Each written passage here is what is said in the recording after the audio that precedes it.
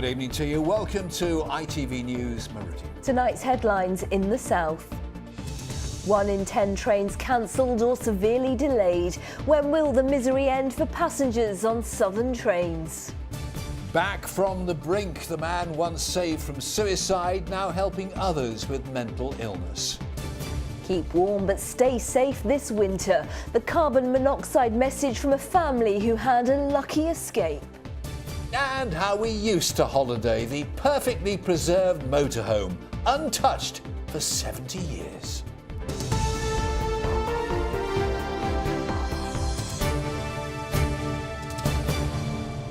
Good evening to you. Well, after months of chaos and disruption, official figures released today confirm what many Southern Rail passengers already suspected. The level of service has been appalling.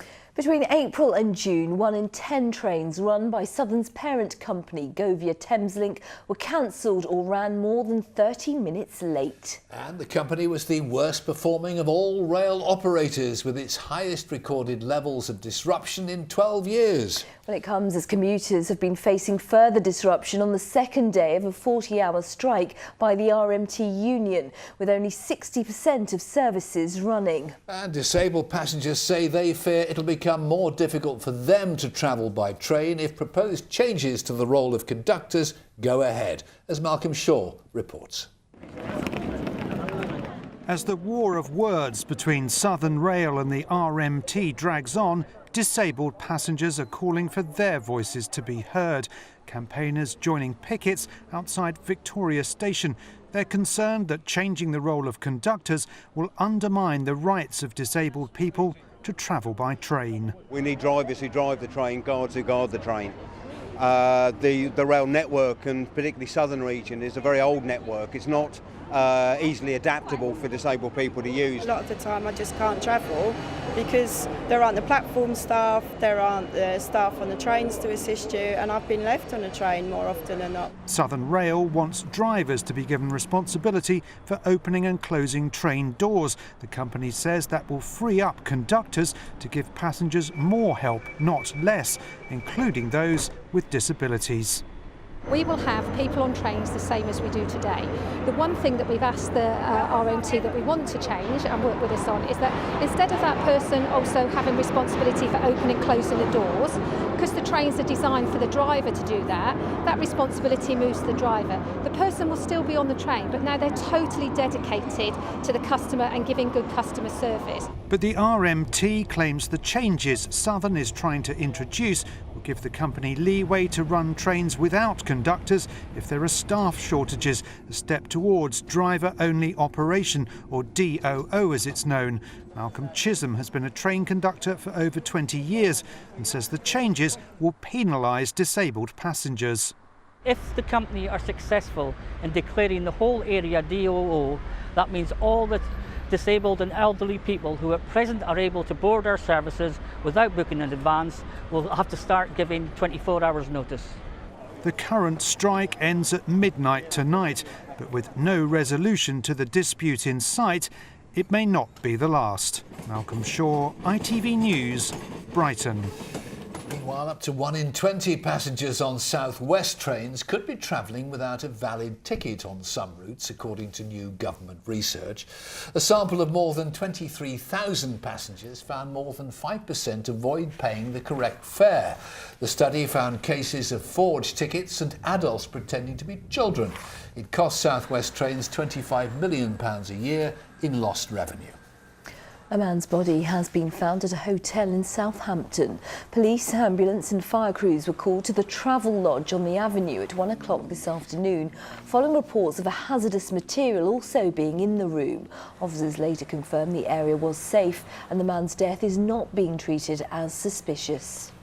A fire has destroyed a barn on the Sussex-Surrey border. It took 20 firefighters to get the blaze in Hawley under control last night.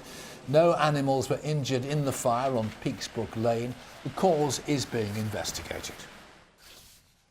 He was once so desperate he was about to take his own life by jumping off a bridge. But 29-year-old Johnny Benjamin was saved by the kindness of a passing stranger. Well, now he's an award-winning mental health campaigner who counts the Duke and Duchess of Cambridge among his supporters. Well, Johnny joined world-renowned experts in the field of suicide prevention at a special conference in Southampton. Kerry Swain was there. I'm done. I went to kill myself. I ran away from the hospital on the 14th of January 2008 to go to a bridge to jump off. And then I was on the edge of this bridge, and I don't know how long I was on there for. This guy approached me and started talking. Neil Laybourne was the stranger who saved Johnny Benjamin's life. The pair reunited 6 years later, both now campaigners for people with mental illness. The Duke and Duchess of Cambridge among those supporting Johnny's efforts to reduce suicide. He wants mental health education in schools. His own symptoms started in early childhood.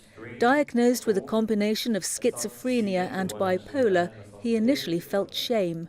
If you break an arm or break a leg, you're not embarrassed about it or ashamed, but when you have a broken mind, you are. And for me, it just helps talking about it because it gets rid of that stigma for me.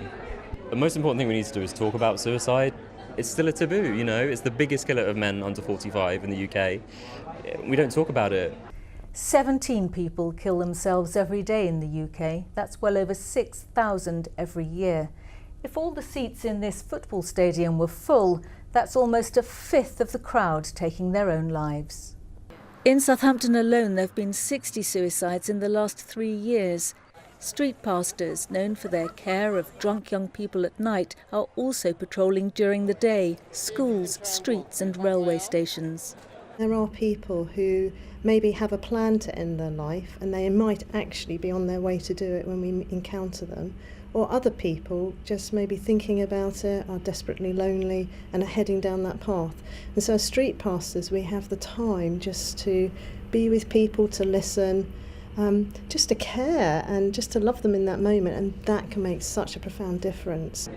I was about to do it and then I was stopped, and just by having a conversation with someone and just by having hope, I was stopped and I got through it, and I just wish everyone could have that, because every single suicide I believe is preventable. I really do believe that. And not just the responsibility of the experts here. The whole community, they say, can help save lives. Kerry Swain, ITV News. In other news, a heavily pregnant woman missing from her home in Dorset could be in Spain. 30-year-old Katie Miles hasn't been seen for 9 days after missing an appointment at Poole Hospital. She's due to give birth next month. Doctors say she needs urgent medical attention. Police think she may have crossed the Channel to France before travelling into Spain with her boyfriend. CCTV has been released of a knife-point robbery at a convenience store in Bournemouth. The man, armed with a kitchen knife, demanded money from staff at Costcutter on Ripon Road in Moordown last night. The shop worker raised the alarm and the man left empty-handed. Scientists at the University of Brighton are warning that the South Downs National Park is one of the country's top 10 hotspots for Lyme disease caused by infected ticks. A study carried out by the University of Brighton is mapping where the insects and bacteria that cause Lyme disease are found across the national park.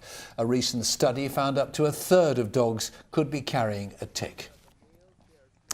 A poem written by a 9-year-old girl from Brighton is going viral after she watched an ITV Meridian report warning dog owners not to leave their pets in cars during the hot weather. Since published by the RSPCA on social media, Lana Castanetti's post has been liked more than 1,000 times.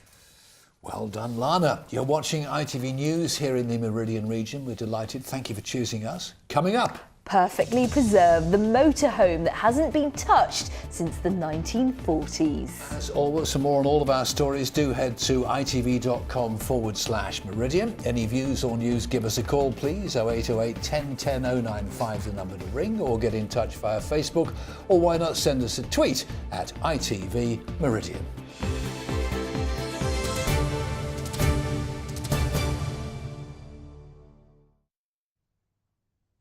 Despite a decrease in cases of carbon monoxide exposure across the south, 6 people every day are still being admitted to hospital for inhaling the deadly gas. Yes, and with winter fast approaching, campaigners are calling on homeowners to make sure they have an alarm and to get their boilers and fires checked. Our reporter Matt Price has been speaking to a mother who lost her son to carbon monoxide poisoning and is now working to raise awareness.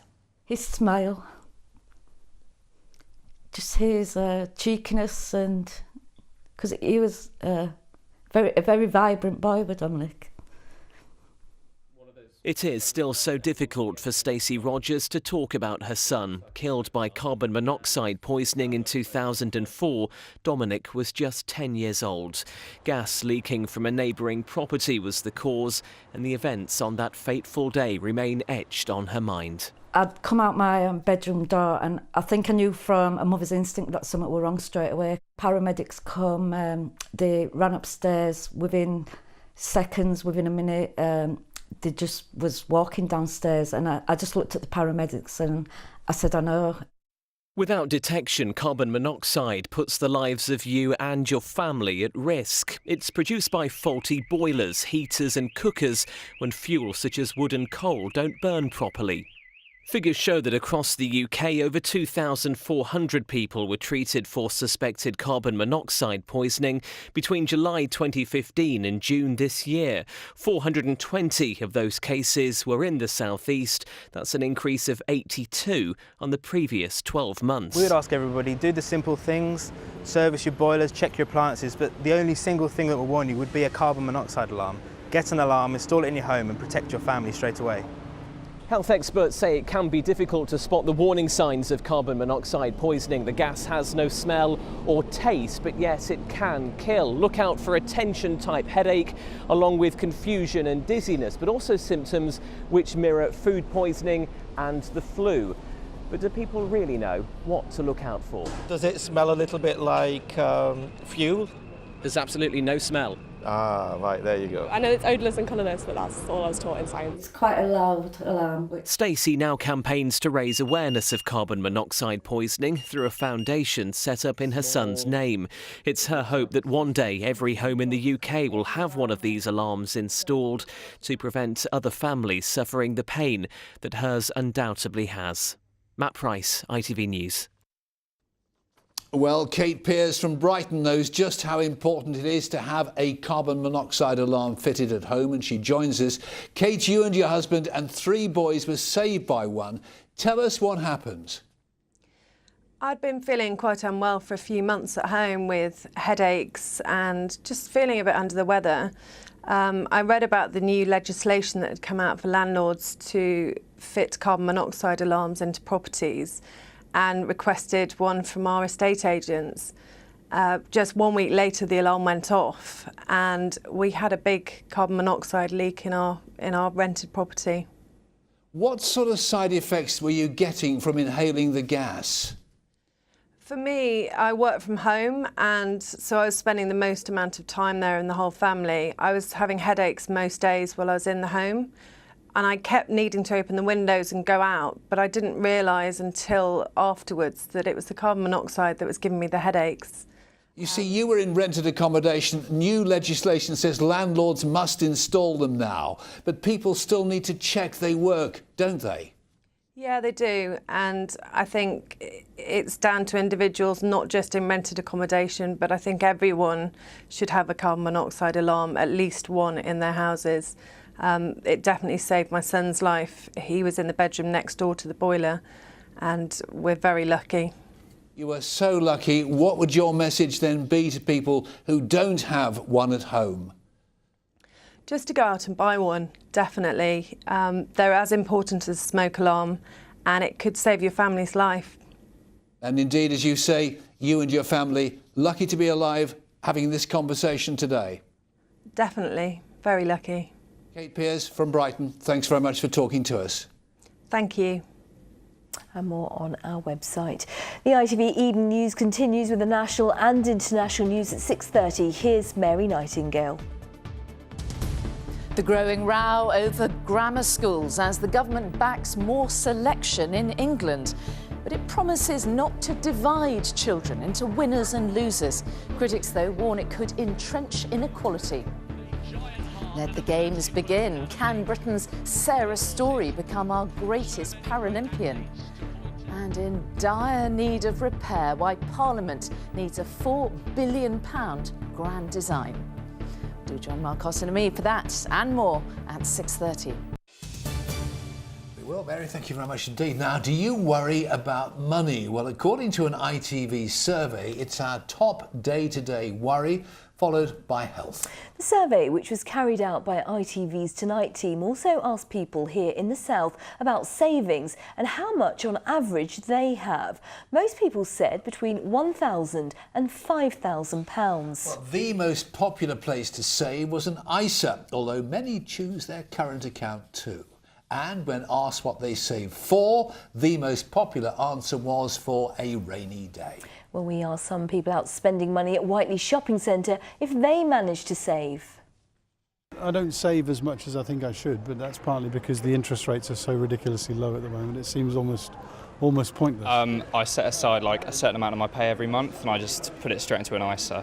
I like to spend, but I save as well. Definitely a spender. Just love spending money, especially when it's my husband's. Good answer.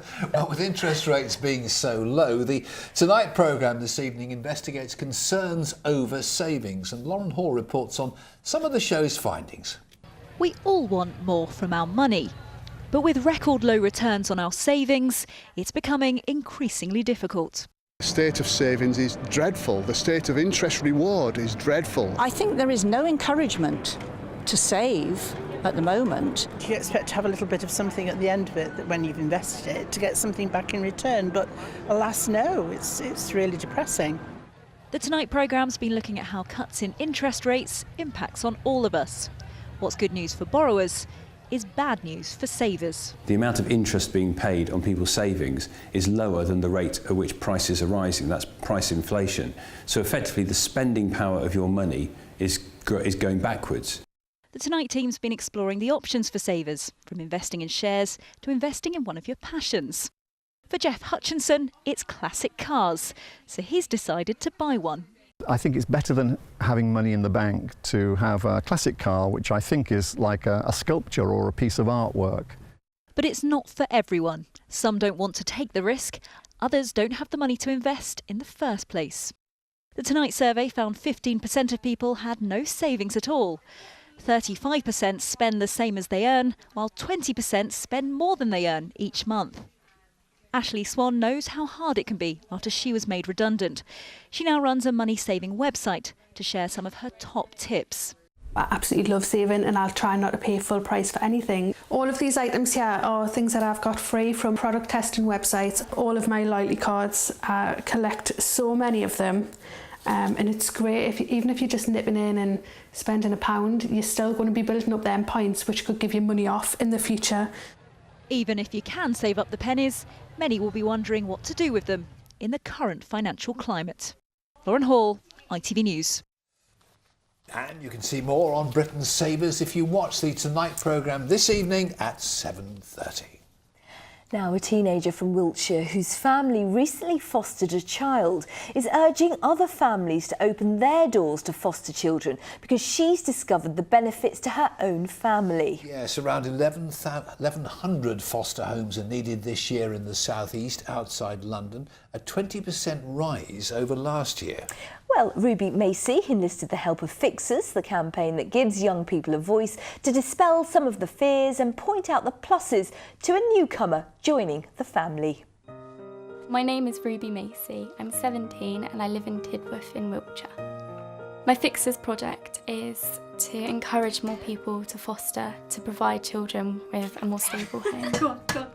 I think it's important when going into fostering that you go in with your eyes open and that you don't let little things scare you, like it being difficult at the start. You just don't give up on it because it will get easier. How did I do that time? We got my foster sister last year. She was 8 years old and she really, really needed a family. To begin with, I absolutely hated my sister, but then I felt really guilty as well. So I had a real mixture of emotions. I felt like my parents wanted a new child because I was growing up and I didn't need them. And I was really, really jealous. From the first time she met my parents, she called them mum and dad, and it felt a bit like, oh, okay, so they're your mum and dad now as well. Kay really, really wanted me just to be her big sister and be her best friend, but I didn't want to play, I didn't want to be her best friend at the time. It's a massive change having another child live in your house. It got so bad that one day we had a family meeting and my mum said, is this not working then? What are we going to do? I was really concerned about Kay and Ruby, of how they were at loggerheads at the start. It was a really stressful and hard time to see Ruby really unhappy. It all changed for me when we really thought about giving up on her. And something inside me just clicked and I thought, I need to stop being silly now. Like, it's getting too serious now. Everyone has given up on her so far, so why should we do the same thing? And from that minute on, we've just been best friends. As a part of my project, I have made a story about fostering. I've made it into a booklet. I'd all painted it myself and they've made it look like a real book now. It's for the birth children of foster families, so they can read it and they can see what I went through and just make them feel like they're not alone. I want to get across that. To begin with, it's okay to feel guilty and jealous and anger, but you'll get through it and at the end, you absolutely love it. For the project, I've been talking to all sorts of people about their experience of foster care. I had 3 different foster families from the age of 13. I now have a lot of foster siblings. Do you see why I've done the book? Definitely. I think it's a really important thing that you've done. I think there should be more stuff like it out there because I think it would have helped my foster families, all of them. We hear all the time from the sons and daughters of foster carers that although it's a challenge, there's so many benefits from being part of a fostering family. I think Ruby's campaign is a great one and one that I hope will bring more and more fostering families forward.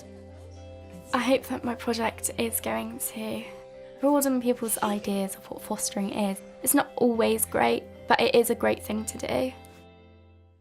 Says it all. It's yeah, a great she's brilliant, thing to Ruby. do. Very Great. moving. And to see more about Ruby's story and indeed fixes or to find help on this issue, do visit fixes.org.uk/foreverfamily. Now it's a step back in time to the golden age of British holidays. We'll ask you about yours in a minute. Britain's oldest motorhome goes up for auction in Sussex this weekend, and what makes it even more special is that it's been untouched since the 1940s. A bit like me, really. It comes complete with empty grapefruit tins and OXO cubes from 80 years ago. Still edible, I wonder? Mary Stanley's been taking a look around. Perfectly preserved and shining in the sun, this is a unique piece of motoring history. But while it's impressive outside, it's inside where the history of this vehicle really comes to life. This is the oven unit which all folds away. You've got the little kettle, the little oven. This was all with it. There's packets of how to make jam with all the recipes and the things for the top with a string in it, all brand new. There's Borwick's baking soda. There's the original crockery. Things that are social history again, like Sunderland grapefruit. And it's fascinating, there's logbooks on how the car drove. But the thing that I find absolutely fascinating, is so charming, is Star Supply Stores sausages. You're never going to find that again, are you? The motorhome also boasts a pull-out double bed, a toilet although without any plumbing, original crockery and road maps from the 1930s. It was originally owned by Captain Dunn from Bexhill-on-Sea, and photographs which come with the home capture his holidays around the south. A wealthy entrepreneur, he shipped the Pontiac 6 from the US in 1935 and asked local coach builders to erect a home on the back. He died in 1946, and for 50 years the vehicle remained in a barn until it was bought by Andy Saunders' dad. People view this and they kind of in an instant go into a little dream world about what life used to be like, really, I think, because if you take it to an old car show, and if you get 100 yards away and look back, you actually physically can't see it other than the height, because they're just like 4 or 5 deep around it, which I've never seen that with any other vehicle. You could have a new Ferrari or an old Rolls Royce, and it causes attention, but not like this. The Caravanning Club of Great Britain have been very interested, as you'd expect, as well as collectors of American cars and just people who've never really seen something like this before. It's not something you see going down the A27 on a Sunday afternoon, really. The motorhome has been given fresh paint and a new battery and still drives well. It has less than 10,000 miles on the clock and is expected to fetch around £40,000 at the Goodwood Revival auction on Saturday. Mary Stanley, ITV News. A charming vehicle. Fred, you should buy it. I spent 2 weeks in that. It was lovely. Yeah, I know. Yeah, you didn't get a tan like that on a motorhome. Simon's with us now. Yeah, what you wouldn't want to find in a motorhome, as old as that one or a new one, is probably a spider's web. But did you know spiders' webs, they're like musical instruments, and the spiders can, this is according to research from the University of Oxford, they can play the strands of the web to send frequencies. So have a look at some of the pictures that have come in of these clever webs. Look, this is the first one from Nick Lucas in Ashley Heath. You'd be thinking, forget sending messages via the web there, you'd be thinking build a roof, wouldn't you? Carol Boniface in Pulborough. It looks like she's found an ambitious spider that's caught a whole child. In fact, it was a floating net that was outside her front door, so she used her son Aidan's head to act as a backdrop. John Knight took these pictures of the smaller spiders, almost a bit cute when they're babies. Imagine having that many though. But sorry if this puts you off your tea. Steve Windlass in Sussex. I think I'd rather have a pot noodle myself. But who knew spiders' webs were so intricate? More news, by the way, on my blog on our website. Do you know what I've missed for the last couple of weeks? Go on. Saying here he is with your weather, Simon Perky Parkin.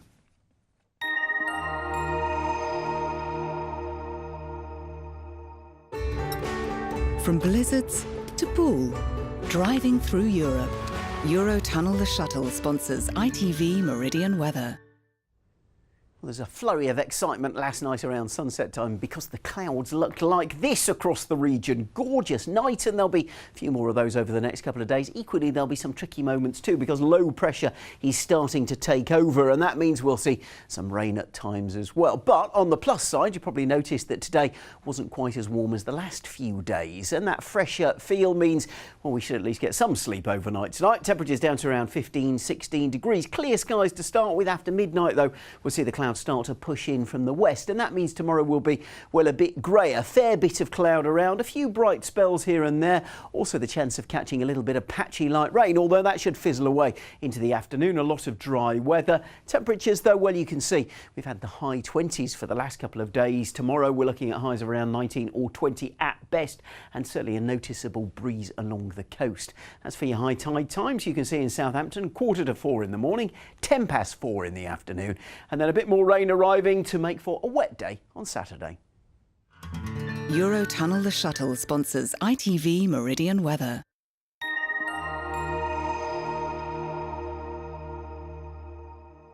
Coming up after the break, the ITV Evening News with Mark Austin and Mary Nightingale. St Gita's got our late news. Make sure you join her if you can. But for now, from the team here at ITV Meridian, thanks very much indeed for watching. Take care. See you later. Bye-bye. Bye-bye.